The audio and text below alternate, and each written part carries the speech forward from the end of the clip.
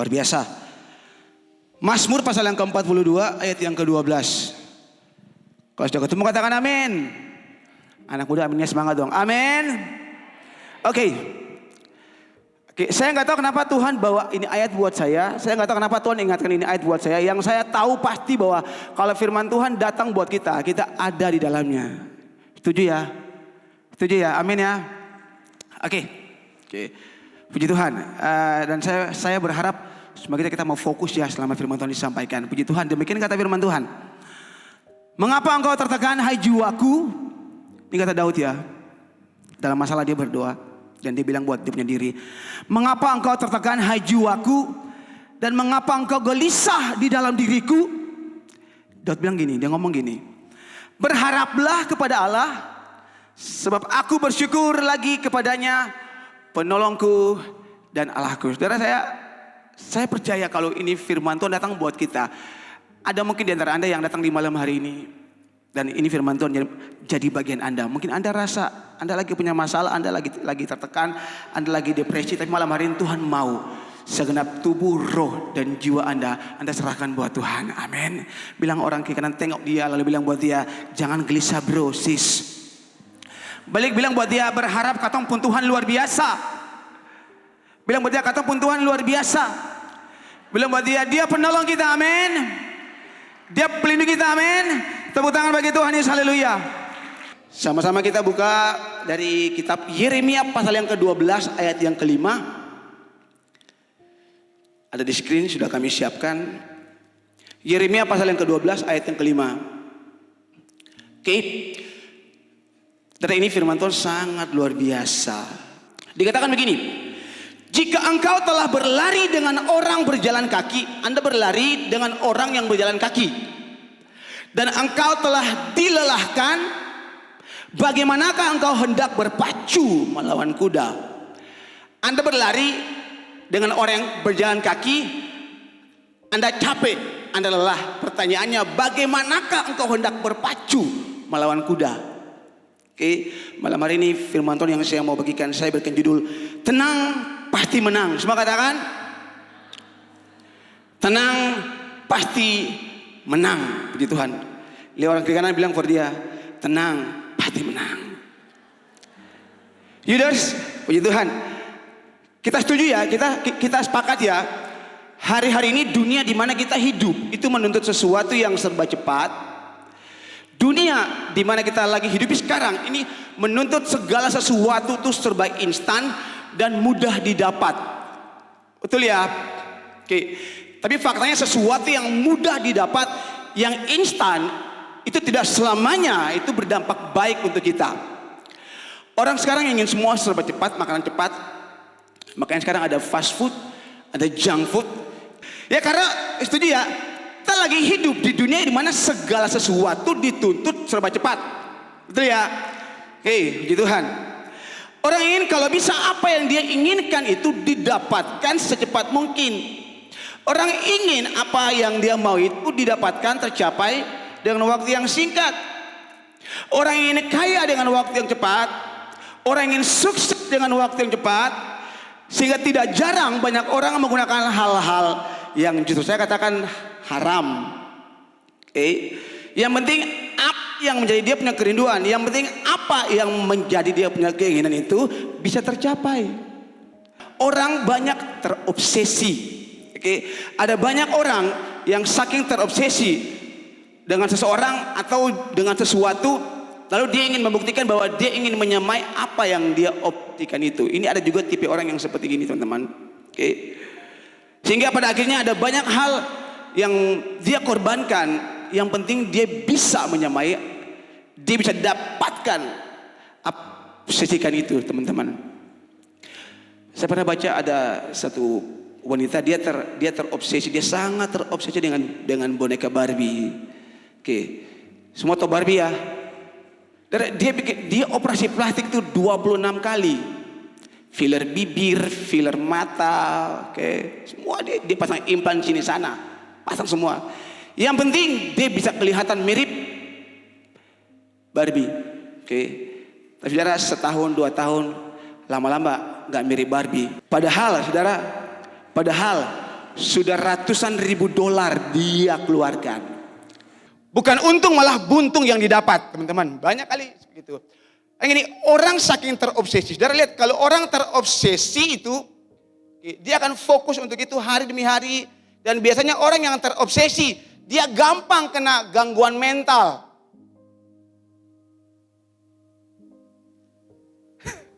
Yang senyum dia sehat secara mental. Haleluya. Oke. Amin. Lihat orang kiri kanan bilang, ale sehat bro sis. Saudara, terinspirasi itu boleh. Tapi terobsesi jangan. Setuju ya? Oke, lagi terinspirasi itu boleh. Tapi terobsesi jangan. Oke, kenapa? Inspirasi itu membangun mental. Tapi obsesi itu meruntuhkan mental. Amin ya. Karena gini, waktu Anda terinspirasi dengan seseorang atau sesuatu, Anda akan, wah, come on, do it. Ewin, ayo come on, go. Nah begitu Anda gagal, Anda gak langsung patah semangat. Anda, come on, gitu. Karena Anda punya sesuatu yang mau Anda capai, itu inspirasi. Tapi kalau obsesi, begitu Anda gagal, langsung patah semangat dia. Itu obsesi. Ya. Ingin mirip seperti Taylor Swift, seperti Jennifer Lawrence mungkin, ya kan? Wah, operasi sana, sampai ke Thailand loh bayangkan, ya kan? Wah, oke. Sekali lagi, inspirasi itu membangun mental, tapi obsesi itu meruntuhkan mental. Bilang buat orang kiri kanan, inspirasi boleh, obsesi jangan. Obsesi itu dia bersifat merasuk. Wah, itu setan ya, oke. Obsesi itu dia bersifat merasuk. Jadi tiap hari mau makan ingat itu, mau tidur ingat itu. Nah, ya kan? Ada yang terobsesi dengan pacarnya. Mau makan, ingat dia. Mau tidur, ingat dia. Ya kan? Mau kerja, ingat dia. Mimpi buruk pun ada dia.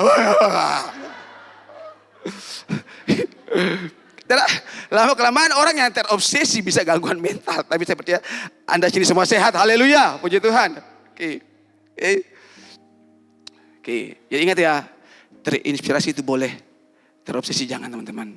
Nah, dari bacaan tadi Yeremia pasal 12 ayat 5 tadi, kita mau lihat 3 hal sederhana saja, 3 hal simple, tapi ini bersifat esensial, dia penting sekali dalam hidup kita.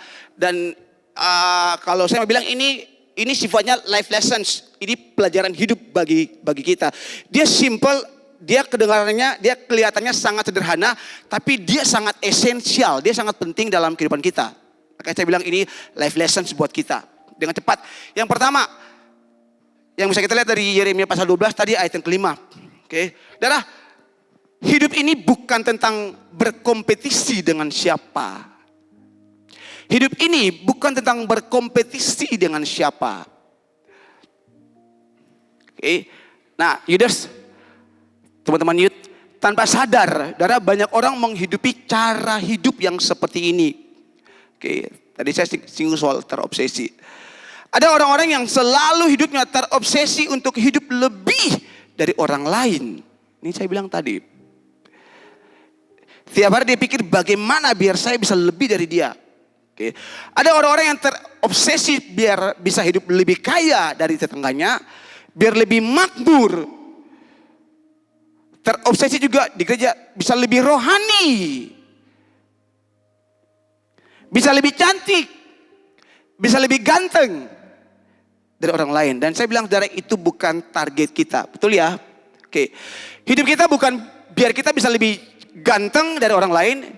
Hidup kita bukan untuk kita ini lebih cantik dari orang lain, lebih kaya dari orang lain, lebih ganteng, lebih cantik dari orang lain, lebih rohani dari orang lain. Karena itu bukan target kita. Kan saya bilang, oke, hidup ini bukan tentang dengan siapa kita berkompetisi, bukan teman-teman. Kita bekerja keras, kita berusaha supaya finansial kita baik, secara keuangan kita baik. Kita berusaha supaya hidup kita ini nyaman, itu benar. Tapi tujuannya bukan supaya kita ini bisa lebih dari orang lain. Betul ya? Anda kerja, Anda kaya, Anda kumpulin duit, semua. Oke. Tapi tujuannya bukan supaya Anda itu lebih kaya dari orang lain. Tujuannya bukan saya lebih kaya dari teman saya yang dulu di SMP. Enggak, bukan itu. Kalau sudah sampai seperti itu, Anda terobsesi teman-teman. Oke, itu bukan tujuan kita. Sekali lagi dari mimbar ini kami ingatkan teman-teman, Anda punya harta, Anda punya duit, Anda punya uang, semuanya itu, saudara, itu cuma alat, itu bukan tujuan. Hidup kita bukan untuk uang. Yang setuju katakan amin. Itu cuma alat yang Tuhan pakai untuk memelihara kita. Makanya kami bilang kan teman-teman, gaji itu benar Anda dapatkan dari kantor, tapi itu salah satu cara bagaimana Tuhan memelihara hidup Anda dan saya. Betul ya? Jadi Anda hidup, Anda kerja bukan untuk kejar gaji, bukan teman-teman. Nanti Tuhan yang pelihara Anda. Makanya kata firman Tuhan, apapun yang kau kerjakan, kerjakanlah seperti untuk Tuhan, bukan seperti untuk manusia. Betul ya? Kalau Anda kerjakan apa saja di kantor, di mana saja seperti untuk Tuhan, nanti gaji itu datang buat Anda, itu nanti Anda nggak sangka-sangka. Itu bukti pemeliharaan Tuhan. Ada bonus, ada insentif, itu bukti pemeliharaan Tuhan. Tapi bukan itu yang kita kejar, amin. Kita nggak lagi berkompetisi dengan orang lain teman-teman. Kalau dia punya motornya 250 cc, saya punya motor harus 2500 cc. Udah.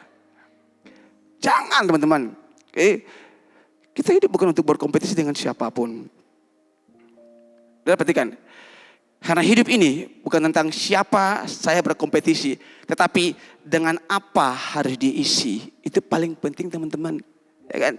Sekali lagi, karena hidup ini bukan tentang dengan siapa saya berkompetisi, tetapi dengan apa harus diisi. Itu pertanyaannya. Anda mau isi hari-hari hidup Anda dengan apa? Saudara, tahun ini saya genap 40 tahun. Dari awal tahun itu saya gatal sini sana. Ternyata pas di depan kaca saya, wah rambut putih di sini, rambut putih di sini. Ternyata sudah mulai menua.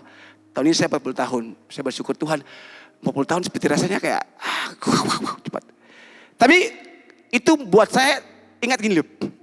Kalau saya sekarang 40 tahun, minimal waktu efektif saya di muka bumi untuk bekerja di ladang Tuhan. Karena saya hamba Tuhan. Oke, berarti waktu efektif saya bekerja mungkin 20 tahun. Di atas, kalau 20 tahun dari sekarang berarti 60 tahun ya, itu efektif sekali. Itu masih maksimal.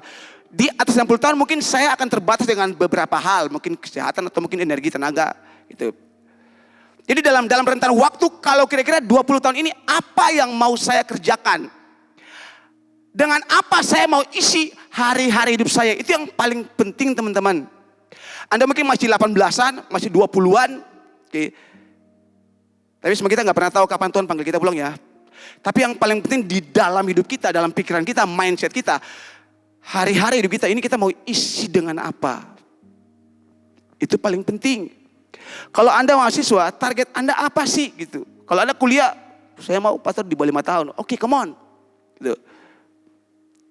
Targetnya dikejar.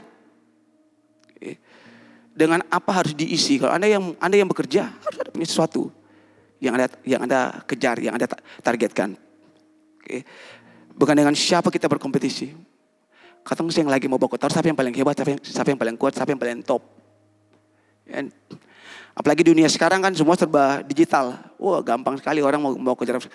Kalau dia influencer, dia selebgram, gampang aja dia mau cari siapa yang punya followers terbanyak, gampang. Bikin aja konten yang paling kontroversi. Pasti dengan cepat dapat popularitas. Cepat. Sekarang malah enak. Kalau mau punya banyak follower TikTok, dia bisa beli followersnya. Saya nggak tahu gimana caranya. Ada kayak gitu biar bisa live. Gampang. Banyak orang yang ingin tenar dengan cara instan. Gampang aja. Oke. Dengan apa harus diisi? Bilang orang ke kanan, brosis dengan apa harus diisi? Yang kedua, ini life lessons yang kedua dari Yeremia pasal 12 tadi ayat yang kelima. Yang kedua, setiap orang dia punya race-nya masing-masing, dia punya balapannya tersendiri. Setiap orang itu punya race-nya tersendiri. Balapannya sendiri ya. Tiap orang dia punya balapan tersendiri. Kata Paulus, hidup kita ini kita lagi ada dalam pertandingan iman. Oke. Itu kata Paulus. Setiap kita punya pertandingan iman masing-masing. Setiap kita punya race masing-masing. Tiap kita punya race line masing-masing. Kita punya line untuk kita balapan masing-masing. Ada teman-teman. Oke. Saya pernah sampaikan dari mimbar ini, saya pernah khotbahkan teman-teman. Do not compare your journey to the others. Okay, you are not running the race, you are running your own race. Tiap kita punya perjalanan hidup masing-masing. Jangan bandingkan perjalanan Anda dengan orang lain. Jangan bandingkan kecepatan Anda dengan kecepatan orang lain. You are not running the race, you are running your own race. Anda enggak lagi menjalani balapan mereka. Anda lagi menjalani balapan Anda sendiri. Yang setuju katakan amin. Tapi banyak kali orang karena terobsesi, orang ingin balapan pakai race lainnya orang itu. Anda mungkin dikarenakan Tuhan, race-nya, balapannya itu dengan speed mungkin 40. Anda gak bisa maksain orang yang dengan 60, 80. Apalagi dia pakai NOS. Kalau di Fast X tahu ya filmnya. Okay. Nitro Oxide System. Kalau mobil balap, kalau dilepas keran NOS-nya, cepat. Bisa. Semua kita masing-masing dikarenakan Tuhan. Race lain kita masing-masing. Jangan Anda bandingkan Anda punya perjalanan hidup dengan orang lain, teman-teman. Kalau lagi terinspirasi boleh, sih jangan, teman-teman. Amin. Oke. Jangan Anda terlalu sibuk dengan balapan orang lain. Nanti Anda lupa bahwa Anda punya balapan sendiri juga ada yang harus Anda tuntaskan. Kan tadi saya berhitung, saya maksimal 20 tahun. 20 tahun dari sekarang. Sebenarnya Tuhan, saya mau bikin apa nih Tuhan? Kalau saya sibuk dengan orang lain yang punya balapan, saya lupa bahwa saya punya balapan diri ada. Apa yang mau saya isi di dalamnya? Oke. Teman-teman juga sama. Betul ya? Katong semua sama teman-teman. Katong punya balapan masing-masing ada yang Tuhan taruh for katong. Tapi kalau kita terlalu sibuk lihat orang kiri kanan, jatuh pasti Anda jatuh. Anda gak bisa balap motong race lain orang lain. Tidak bisa. Yang suka nonton MotoGP pasti tahu. Itu kalau race lainnya, kalau dia di depan, orang di belakang akan ngantri. Dia gak mungkin lewat. Karena dia tahu ini race lainnya orang yang di depan. Dia gak mungkin salip. Sama teman-teman. Kalau kita terlalu sibuk dengan balapan orang lain, kita akan kehabisan energi. Dan itu akan buat kita capek dan buat kita gak produktif. Kalau Anda terlalu sibuk ngurusin orang lain, nanti Anda jadi orang yang tidak produktif. Nanti Anda capek sendiri. Iya kan? Darah dengar ini dan percaya ini bagian kita semua di malam hari ini. Apa itu? Kita pasti produktif. Kita pasti produktif. Saat kita fokus pada apa yang bisa kita kerjakan, bukan pada apa yang orang lain bisa kerjakan. Sekali lagi ya, kita pasti produktif. Waktu kita fokus pada apa yang bisa kita kerjakan, bukan pada apa yang orang bisa kerjakan. Karena kata firman Tuhan, masing-masing kita dikasih 1 talenta, 2 talenta, 5 talenta. Kerjakan itu. Apa yang Tuhan kasih buat Anda, kerjakan itu. Yang bisa Anda kerjakan, kerjakan itu. Fokus. Put effort di sana, saudara. Semua curahkan ke sana. Yang bisa Anda kerjakan, kerjakan. Yang dia bisa kerjakan, kerjakan. Jangan Anda lagi kerjakan. Jangan teman, kerjakan, fokus dengan apa yang Anda punya sekarang. Anda lagi kerjakan apa yang Anda punya, lagi balapan sekarang, katakanlah kayak gitu ya. Anda lagi balapan sekarang, Anda lagi kerjakan apa yang Anda punya, tapi Anda lagi fokus buat apa yang orang lain lagi kerjakan. Wah terlambat nih. Nanti Anda bisa nggak produktif, Anda capek sendiri teman-teman. Yang penting Anda kerjakan dengan baik. Amin. Ya, kalau mau produktif, fokus pada apa yang Anda bisa kerjakan. Anda bukan mereka dan mereka bukan Anda. Kita masing-masing adalah masing-masing. Itu aja mungkin simpelnya. Oke. Anda nggak bisa jadi dia nggak bisa jadi Anda. Itu aja, that's it. Simple, sederhana, teman-teman. Kalau Anda terlalu fokus buat apa yang orang lain lagi kerjakan, nanti Anda capek sendiri. Anda ribet sendiri, teman-teman. Betul ya? Oke. Lihat orang ke kanan, bilang dia yang terlalu pasti dengan orang pengurusan. Balik bilang dia, kalau kotong fokus, kotong pasti produktif. Amin. Dan saya percaya semua anak-anak LIM adalah anak-anak yang produktif. Haleluya. Tepuk tangan buat Tuhan Yesus. Haleluya. Amin. Kemarin saya sharing dengan satu anak muda dan saya bilang, masa kami akan lewat, mungkin 10 tahun lagi kami akan lewat. Oke, generasi kami bukan mati ya, saudara, bukan ya, sorry. Maksudnya kalau kami berkarya di gereja, karena gini, gereja kan berkembang seiring zaman ya teman-teman ya. Oke, kayak kemarin beberapa minggu lalu di Komsel saya ngomong soal di Komsel ya, iya. Di Komsel saya ngomong soal generasi, karena itu memang yang Tuhan taruh di dalam hati saya dan memang saya lihat teman-teman.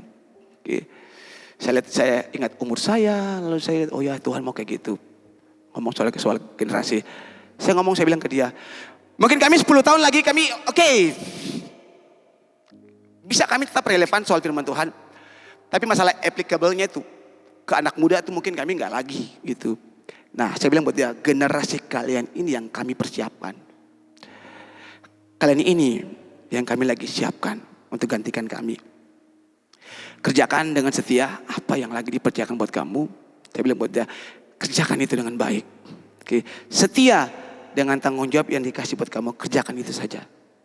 Oke, saatnya, waktunya, nanti Tuhan bawa. Nanti Tuhan angkat. Oke. Jadi saya bersyukur kalau Anda hari ini ada di tempat ini. Saya percaya Anda adalah generasi yang lagi Tuhan persiapkan. Amin. Tepuk tangan buat Tuhan Yesus dulu. Haleluya. Amin. Percayalah Anda adalah generasi yang lagi Tuhan persiapkan sekarang. Tuh. Saya tahun ini 40, saya nggak tahu pas lagi berapa, mungkin 38, 39, veteran juga. Kami di range seperti itu. Mungkin 10 tahun lagi ya, mungkin kami hidup relevan dengan firman Tuhan. Tapi masalah applicable dengan anak muda, Anda yang paling bisa. Anda yang paling bisa. Puji Tuhan. Yang terakhir, life lessons yang ketiga, saudara, dari Yeremia pasal 12 tadi. Ada berkat besar yang Tuhan siapkan bagi kita. Katakan amin. Haleluya. Oke, ada berkat besar yang lagi Tuhan siapkan bagi kita. Ini paling menarik, saudara. Terakhir ini poin ketiga buat saya paling menarik. Nah, saya juga pernah sampaikan dari tempat ini, dan juga hamba Tuhan juga sampaikan khotbahkan.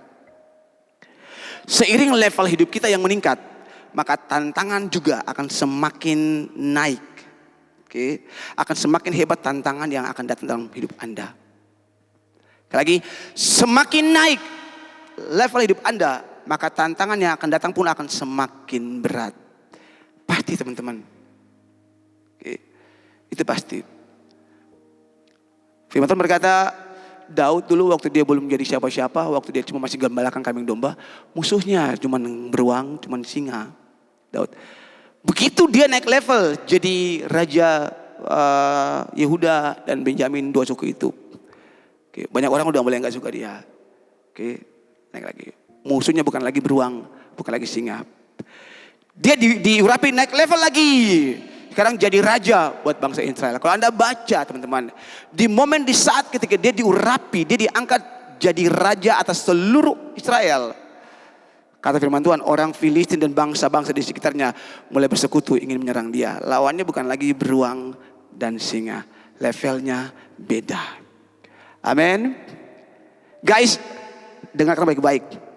Balapan dengan manusia itu natural.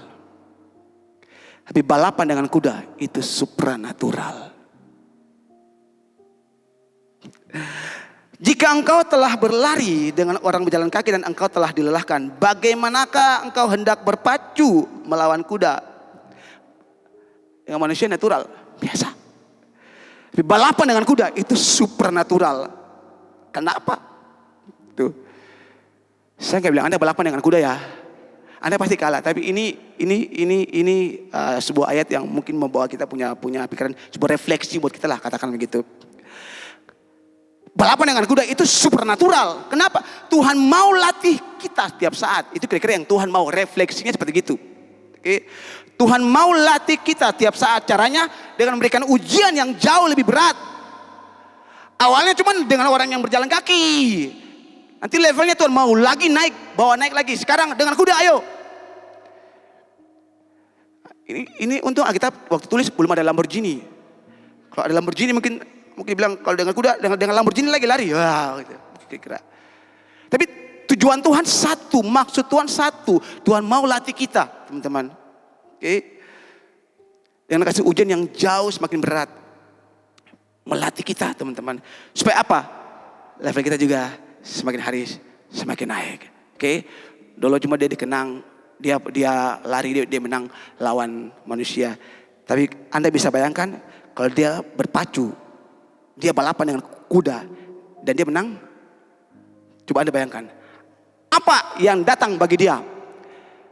Kalau lawan manusia, dia menang paling medali, paling mungkin ya cuman ya dapat hadiah, oke, kongguan 1 black dikasih, ya kan. Tapi kalau dia menang lawan kuda, dikasih apa? Dia pasti masuk Guinness Book of World Record, kayak kita, ya kan? Namanya pasti dicatat. Belum pernah ada manusia yang bertanding lawan kuda kalah. Kira-kira. Tapi jangan bayangkan Anda menang lawan kuda, bukan. Ini aplikasinya lain teman-teman. Tapi bayangkan saja kalau Anda balapan dengan kuda dan Anda menang, ketenaran, pujian, bahkan hadiah-hadiah yang luar biasa pasti Anda dapatkan. Amin. Oke.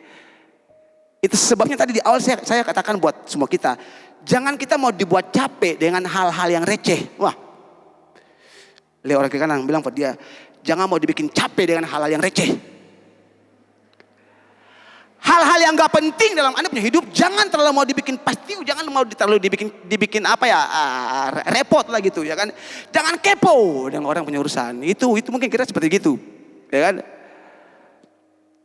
Tahu receh ya? 1.500 itu receh ya toh, ya kan? Belum ada 2.000 receh kan? Ada.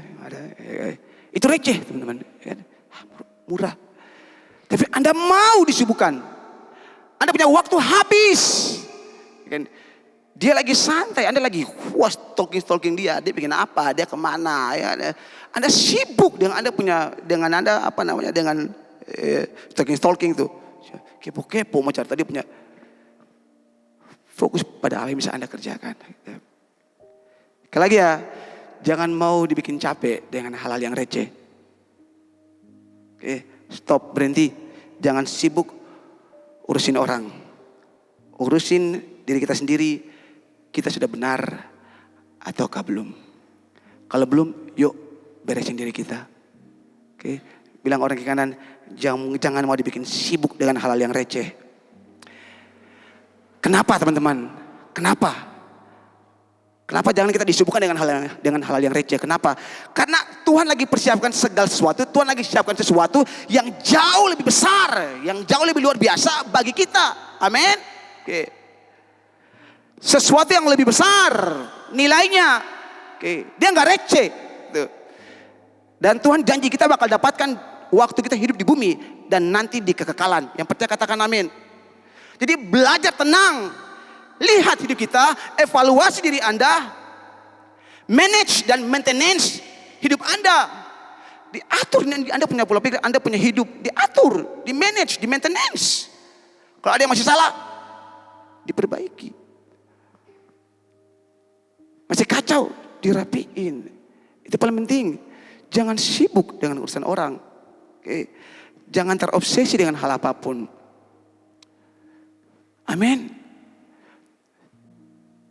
Sekali lagi saudara, kami rindu lihat Anda bangkit sebagai generasi yang benar-benar memenangkan jiwa-jiwa di dalam kota ini. Kami rindu lihat Anda bangkit sebagai satu generasi yang memang benar-benar bersinar, brilian. Oke. Anda bukan cuma di dalam tempat ini, tapi dimanapun Tuhan tempatkan Anda bersinar di sana. Oke. Saya nggak ngomong soal Anda punya ranking 1 di tiap kali naik kelas, bukan soal itu. Tapi apa kata firman Tuhan? Anda jadi terang dimanapun Anda ada. Itu yang Tuhan mau. Bagaimana Anda bisa terang? Anda bisa jadi terang, jadi berkat di tempat dimana Tuhan lagi taruh Anda. Kalau Anda sibuk ngurusin banyak hal yang bukan bagian Anda. Padahal Tuhan sudah siapkan sesuatu yang jauh lebih besar. Reward yang jauh lebih luar biasa bagi Anda di depan. Kan? Balapan dengan manusia itu receh. Bisa. Dengan kuda, supernatural. Dan kalau Anda menang, percaya berkat yang besar Tuhan lagi siapkan buat Anda. Amin. Jadi kalau yang datang sekarang dalam hidup Anda sekarang, yang Anda hidupi, yang Anda dapatkan sekarang, itu tantangan-tantangan yang besar. Percayalah, di balik itu semua ada bonus-bonus besar yang lagi Tuhan siapkan bagi Anda. Yang percaya katakan amin. Itu sebabnya pesan Tuhan bagi kita di hari ini. Hari ini Tuhan pesankan bagi kita, jadilah tenang, Jadilah pemenang. Kalau Anda tenang, Anda fokus buat Anda punya hidup. Perbaiki apa yang masih salah dalam hidup Anda, yang masih keliru dalam Anda punya hidup. Tenang, fokus, perbaiki hidup Anda. Percaya, Anda pasti keluar sebagai pemenang. Amin. Oke. Bilang orang kiri kanan, tenang, pasti menang. Kalau Anda tenang, Anda pasti menang. Dan yang percaya bahwa dia adalah pemenang, katakan amin. Tepuk tangan yang paling meriah bagi Tuhan Yesus, haleluya.